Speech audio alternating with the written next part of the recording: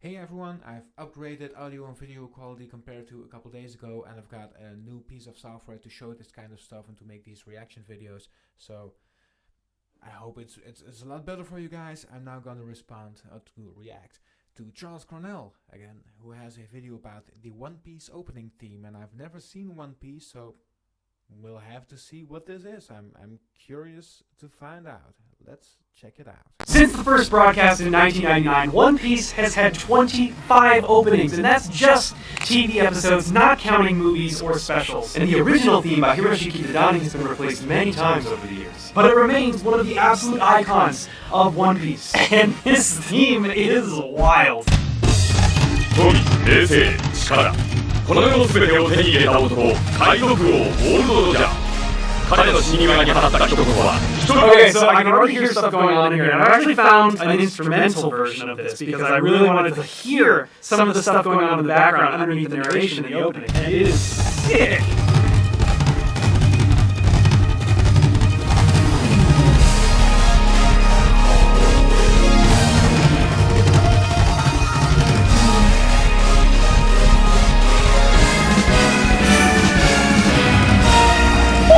Okay, hold on, wait, check that out. So first of all, we're kind of, hold on, what key are we in? Alright, so we're in E flat. Wow, I don't know why I didn't figure that out ahead of time. It lands, of course, on the 5, on this big sus chord, right before we get into the main part of the theme. But what are those chords leading up to that? We gotta go one by one here, because it's hard to hear. Now, I can hear, based on the motion here, I'm pretty sure we're dealing with like a minor thirds thing. Let me check. Okay, wait, before it continues, nothing is ever obvious, but ending on the dominant in an intro is pretty typical, because we're then creating tension that wants to resolve to the 1. So this intro is kind of setting up our theme. It's setting up the listener to be ready for our theme, so to speak, and so creating tension that wants to resolve to the 1, where we can actually start the theme. That's kind of the function of a intro. Oh, I think this is just like a B flat sus chord. Check this out.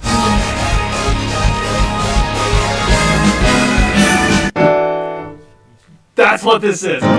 B flat sus, D flat sus, E sus. We're going right up minor thirds. Oh, what does it do there?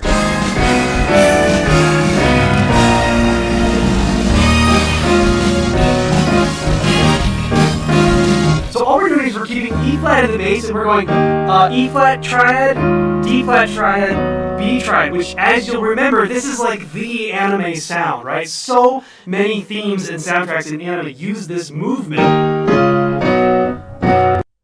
Yeah, so that's borrowing the 7th and the 6th chord from the relative minor, and it's pretty typical in game music as well. So I'm wondering, since both things are originating from Japan, I believe, if the jazz fusion maybe influenced where this stuff came from. Because I know these composers have this jazz fusion influence, and this chord motion is it's so typical, and apparently anime as well. It's a very common sound, and that's because it just sounds epic. So we haven't even gotten into the main part of the theme yet, but like, I mean, come on. Whoa, wait, what is that? We're going... Is that right? I think it's... Oh, these are so cool. We're using so many of these chords, and what this actually is, it is a sus chord, right? But there's more to it than that, because a true just sus 4, for example, would be like B flat, E flat, and F, if it was a B flat sus 4. But when we elaborate on that voicing, we can create a much more elaborate chord structure. We can get something as involved as that. That's like a B flat 7, sus, and if we're using the 2 and the 4, and we can sometimes use the 13, so this would be like a B flat, we'd call it a sus 13, right? It's a beautiful sound, but you know what's so cool about it is I kind of look at this as just having, it's a B flat in the bass, but then look, if we're not using the 13 in this case, because I'm not hearing a 13 here, but this, what is that? That's just A flat. It's just an A flat major chord over a B flat. right? So you can kind of use that trick anywhere. If you want to play a sus chord that sounds beautiful and developed on any particular note, just play the triad of the whole step. Yeah, so this is a very typical chord. I've learned it back in the day as the Jackson's 5 dominant. And one thing that makes it work so well is not just because all these separate intervals work relative to the bass note, or to the root then, it becomes the root, the bass note, but also because it's a triad. It's a triadic structure, and you can make some really weird chords, and as long as you are using triadic structures to get all these strange extensions, then you can get a relatively smooth sound. Like even if you do something wild like an A major over an E flat bass note or something like that, which would be dissonant, but because it's a triad, it would still kind of work. Below it. Let me illustrate that. Okay, so let me play a C, same exact voicing as this, C sus. There's my C. Well, what's a whole step below C?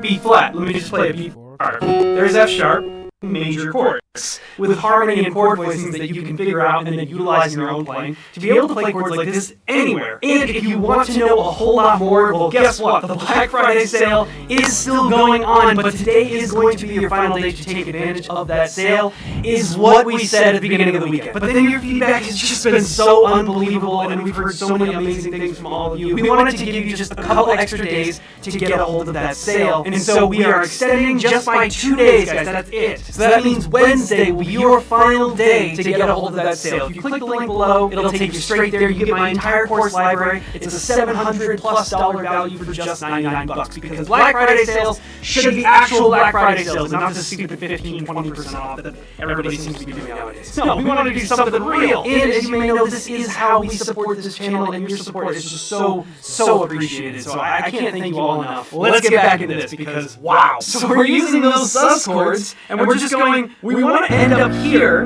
but we're going to go first, we're going to go up a half step, up a whole step from there, and then back to the 5 chord. And we haven't even started the melody yet, you guys.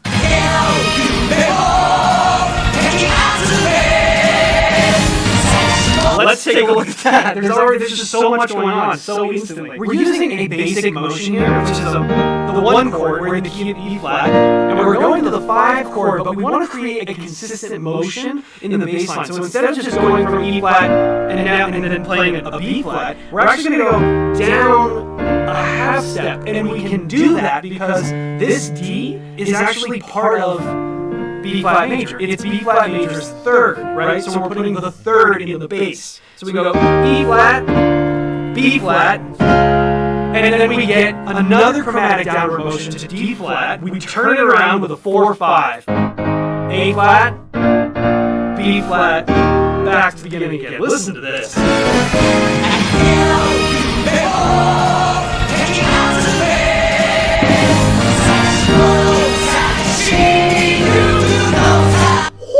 Okay, hold on. You have no idea. It almost looks the same because we go E flat to D, but here's the difference. We're going from E flat. The first time we just made that a regular B flat major chord. It's our 5 chord. We're putting the 3rd in the bass. But this time we do this really cool movement. So we go. There's a 2-5, but it's a minor 2-5. It's a 2-5 that leads us to a minor resolution, and it does that with this chord, D half diminished, or D minor 7 flat 5. That's our 2, and then we get a G7 chord with a flat 9. And that's resolving us to a C minor chord. Now, a major 2-5 would have sounded more like this. But the second we start making those alterations, primarily using an A flat on both the D chord and the G chord, we make it sound like this. Hear how that just feels like it wants to resolve to a minor chord? Versus those are the same 3 root notes. It's a D minor 7 chord to a G7 chord to a C chord. But just by changing a couple of the notes within the chord, we can make it sound like it's going to go to a minor place. And that's what we do here.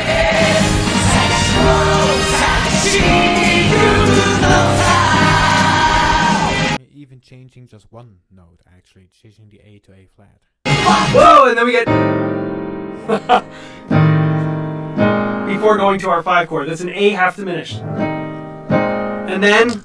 Yeah, so, interesting. How does that work? In the key of E flat, right, so it's an, well, how do you say that in English? It's a sharp 4 chord.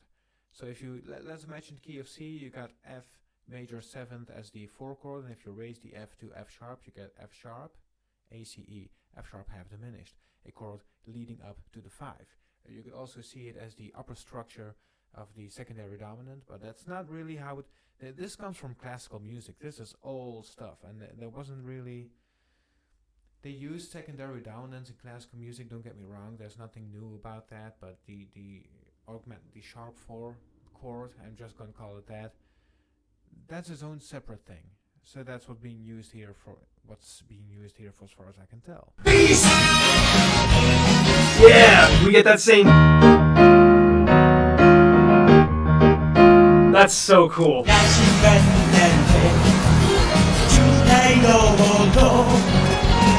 Ooh, yes! E flat major, G flat major, back to E flat major. It's just an epic sound, and we've heard it before, have we not?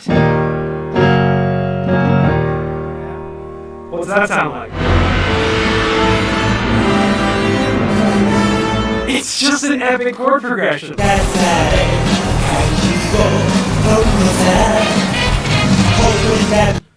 Was that a backdoor 2-5? What? Hold on. So in jazz we have this device that we call a backdoor 2-5, and it's where the 5 chord winds up a whole step below where we're actually going to. So if I was to play a 2-5 in C, I could go to C, but if those 2 chords, D minor 7 and G7, were a backdoor 2-5, then that would mean it would be a backdoor 2-5 going to A. And it's a really cool sound. Check this out. That's such a cool sound. It's just this like, It's kind of a Picardian third sound. So Picardian third is when you expect to resolve to a minor chord, but you resolve to a major chord instead. Typically, it's only at the end of a piece, but I'm calling it a Picardian third D flavor, I guess. The major surprise. Let's call it that. It's the major surprise. Now, the reason it sounds like that, if we think in the key of A major, that we're using D minor and G7, and those are 2 chords we can borrow from the relative from the key of A minor, and so we're borrowing from minor tonality, which creates this expectation that we're resolving to a minor chord as well, but instead we're being surprised by a major chord, and this is why this backdoor resolution works so well. We're borrowing chords that are related to our tonic or our temporary tonic if it's a motion in between chords. But it's still different, so we're not borrowing from A major, we're borrowing from A minor. So there's a surprise there, and it's still related. It's a balance between order and chaos. An opening up, and that's literally what we're doing here.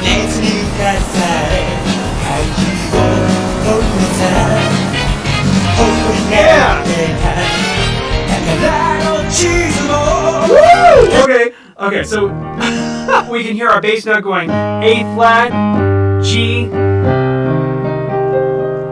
to C minor. And I think that the chord there is just simply A flat major to that G7 chord, resolving to the C minor place again. Now we heard sort of that same thing before when we went from E flat and did our little minor 2-5 to C minor. Now we're still going to C minor, and we're starting in E flat major, but instead of doing that D minor 7 flat 5 chord, we just traded out for a simple A flat major chord. Now that's actually remarkably similar because, with the exception of this E flat on top, if we take C and A flat and just add our F and D on the bottom, we get the same chord as we used the first time. So this to that is almost identical as this. Just slightly different ways of getting there.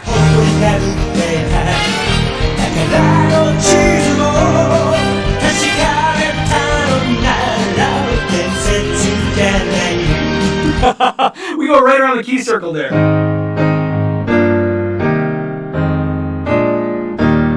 That's it.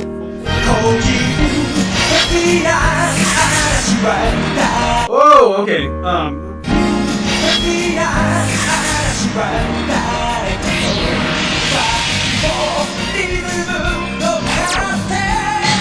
Whoa!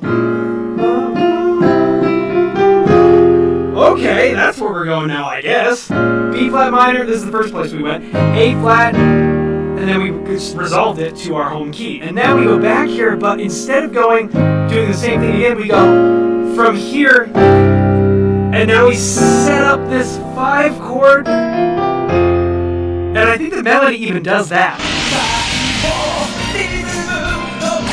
Yeah. Check that out.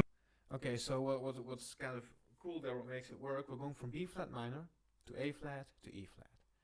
Then we're going to B flat minor. So we're expecting A flat and E flat again. And instead of A flat, we get a chromatic mediant up.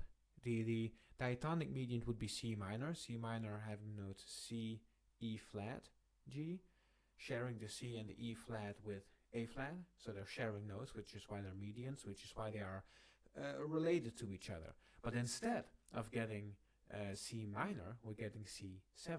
So the E flat is raised to E. And well, this is what makes it a chromatic mediant. It's kind of a mediant, but there are some notes that are shifted, a semitone.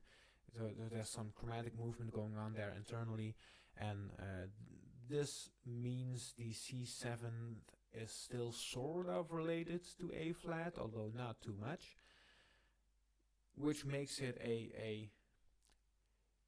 it's a replacement for A flat, but it's not a replacement that's so similar that you just as well could have left it out. It's really a different sort of vibe.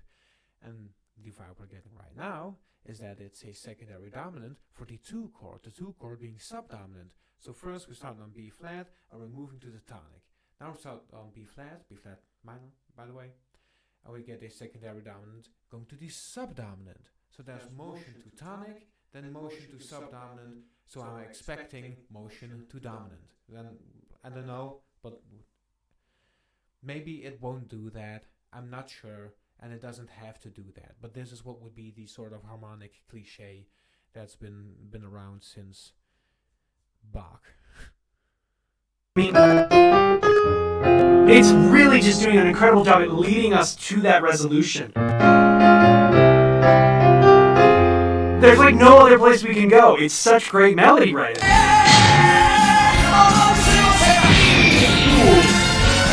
Whoa! Okay. So we landed here on F minor, and now we need to go. We're gonna get this the anime chord progression. We're gonna get it here: D flat, E flat, and then we came from F minor, but we're gonna resolve on F major. And doesn't that just feel like where are we going next? And boy, do we get the answer to that question. Whoa! We gotta get back to E flat somehow, right? And so why not end up right on the 5 chord? Well, how do we get there? Why don't we bring back that same sound from... Okay, so what was happening there is we came up with, they made a motion going to F, which was not F minor now, it was F major, which basically acts as a secondary dominant for the 5 chord. And then we're moving towards the 5 chord. So what did we do? We moved from B flat minor, we moved to the tonic, then from B flat minor we moved to the subdominant, and then we moved in a longer, taking a longer route to the dominant. So that it's still what went on there. The intro, but just do it here. It's the same type of vibe, right? We're here, and we're gonna go up a half step, up a whole step. We did that same thing in the beginning. We were on B flat, and we went up a half step, up a whole step. Only this time, we're gonna go up a half step, up a whole step, and land on that 5 chord to take us back to B flat.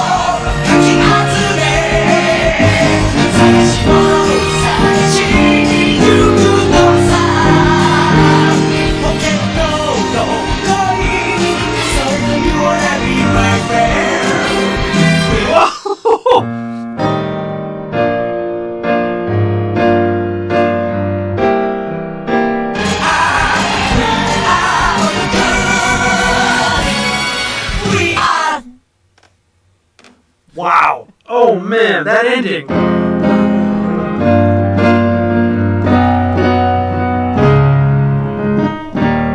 And then it just ends back on E flat. Wow! I mean, jeez, this is just loaded with amazing harmony and melody writing. I mean, so many of you have been telling me to look into this because you said the music is amazing, and wow, you were not lying. I gotta process this. Okay, so he's wrapping up the video. I just want to say One Piece did surprise me as well. It's a really harmonically rich song, and you need a good melody in order to make the harmonies sound logical, I guess. To bind it all together. So this is just some great composition, and I loved the opening theme, or one of the 25 apparently, so I'm curious what the other 24 did. Maybe we'll watch some videos about that. Either way, for now, if you want more of this type of content, you can subscribe, and then you'll get more of it on your feed. So maybe do that. And I'll see you guys next time. Ciao!